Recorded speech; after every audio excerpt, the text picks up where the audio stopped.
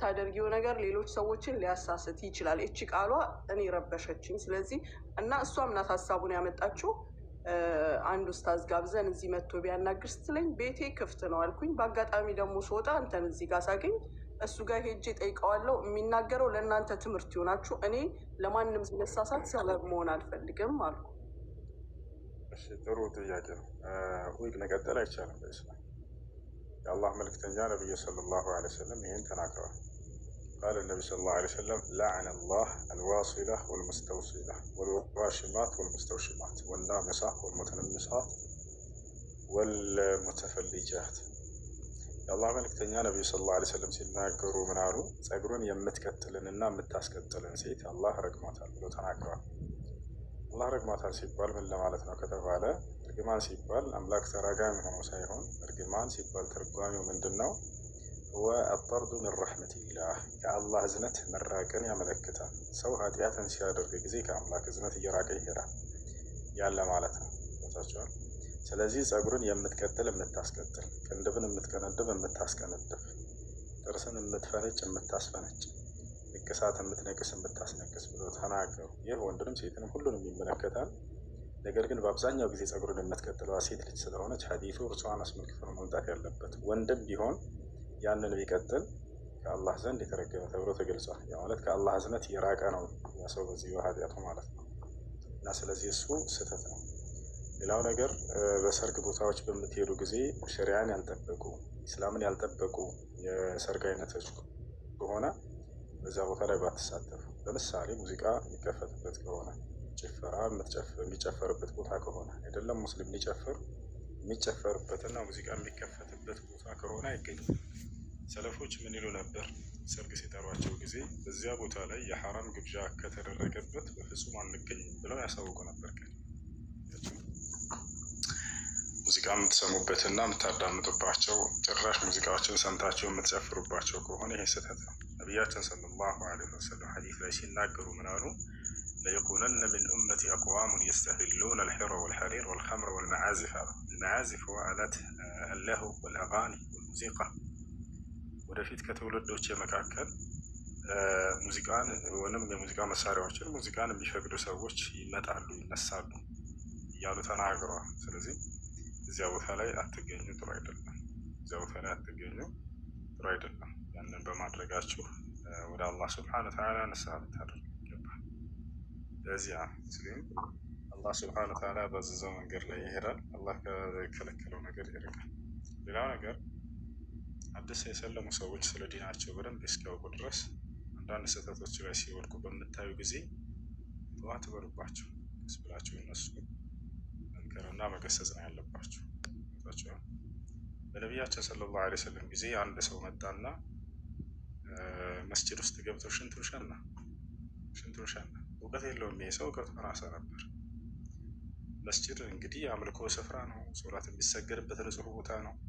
ገብቶ ሲሸና ጊዜ ያ ሰው ነቢያችን ሰለላሁ ዐለይሂ ወሰለም እዛው ራቅ ብለው ነበሩ። ሰሓቦች በጣም ተቆጥተው ወደ እርሱ ሄዱ ሊመቱት ምናምን።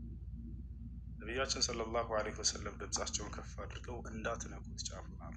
ሽንቱንም እስኪጨርስ ድረስ እንዳትናገሩት እንዳትገለምጡት አሉ። ጨረሰና ይዛችሁት ወደን ያሉ። ከዚያ የሰው ሽንቱን ጨረሰ። ከዚያ በኋላ ይዘውት መጡ ወደ ነብዩ ሰለላሁ ዐለይሂ ወሰለም ጋር። ይዘውት ከመጡ በኋላ ሰው ተሰባስቧል። ከዛ ነቢያችን ሰለላሁ ዐለይሂ ወሰለም ይህን ሰው መገሰጥ ጀመሩ። ምን አሉት? ሀዛ ቤቱላህ አሉት። ይህ የአላህ ቤት ነው፣ ቤት አምልኮ ነው አሉት። ላ ዩስሊሑ ኢላ ሊሰላት ቂራአት ልቁርአን ወዚክር ወላ ዩስሊሑ ኢላ ልልዒባድ አሉት። ላ ዩስሊሑ ልልበውል ወልልጋኢጥ ከዛሊክ።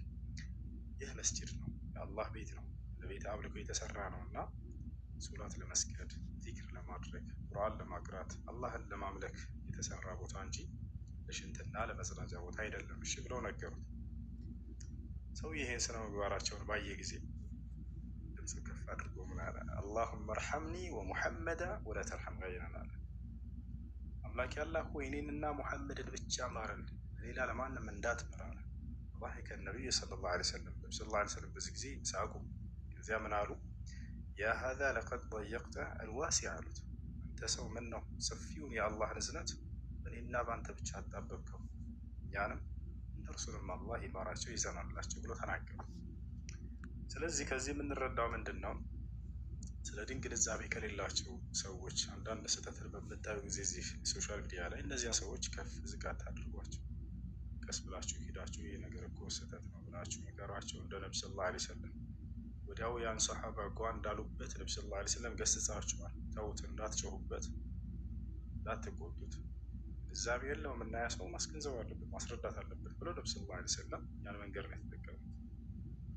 ስለዚህ ያ ነው እና ያደረጃቸው ነገራቶች በዚያ ቦታ ላይ መጨፈሩ ምን ማለቱ ስህተት ነው። እንዲሁም ዊግ ምናምን ቀጠቁ ምናምን ያልሽው እርሱም ስህተት ነው።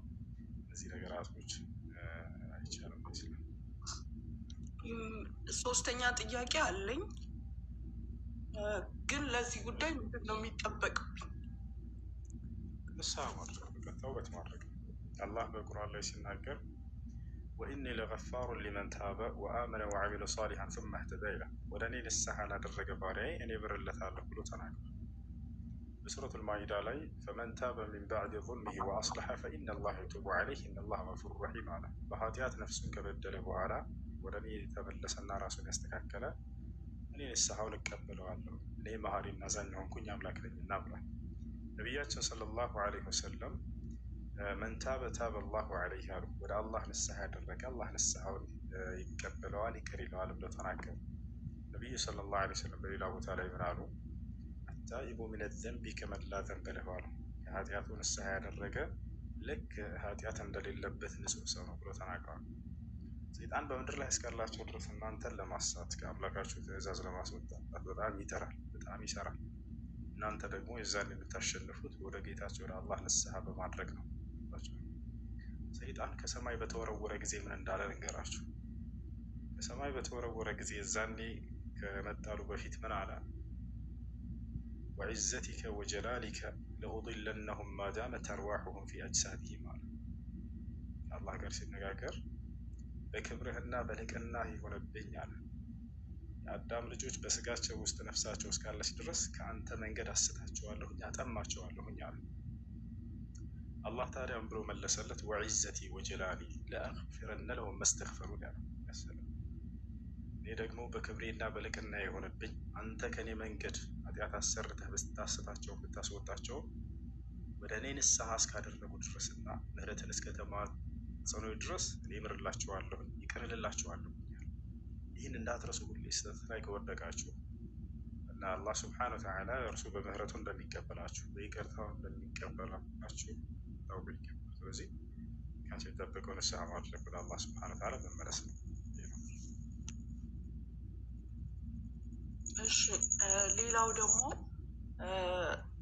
ሀቄን የወሰደብኝ ወይም የልጆቼን ሀቅ የነካ ሰው በንግግርም ቢሆን በሌላ ነገር መበቀል ወይም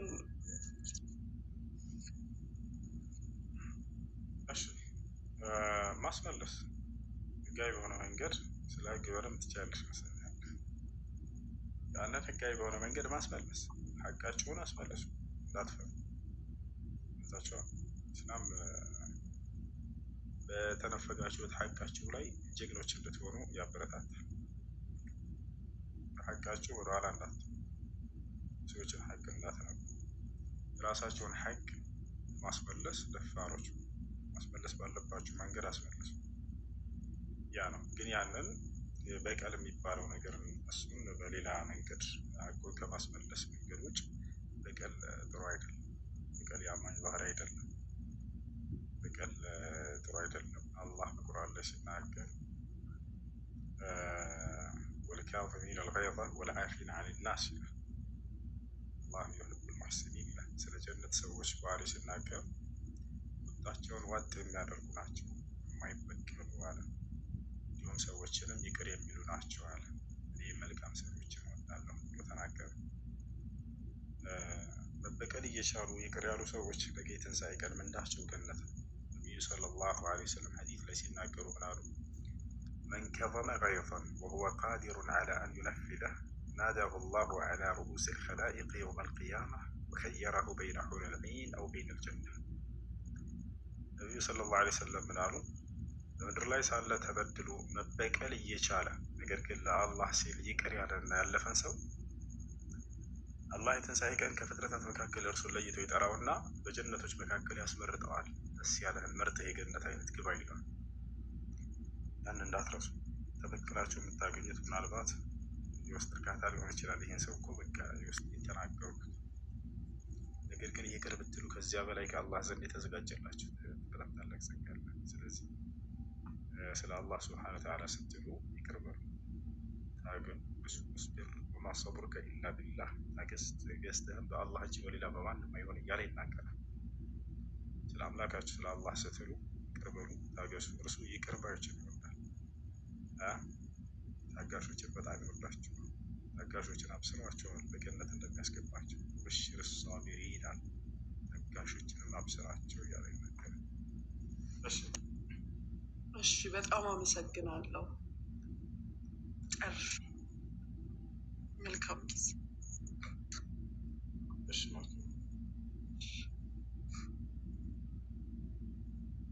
ጥያቄ ነበረኝ። ትግራዋይ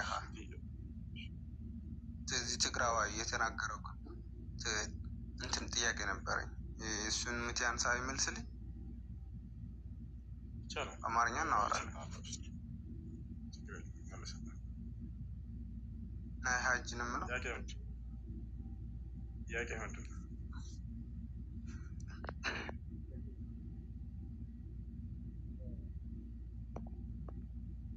አይሰማም፣ ድምፅህ አይሰማም።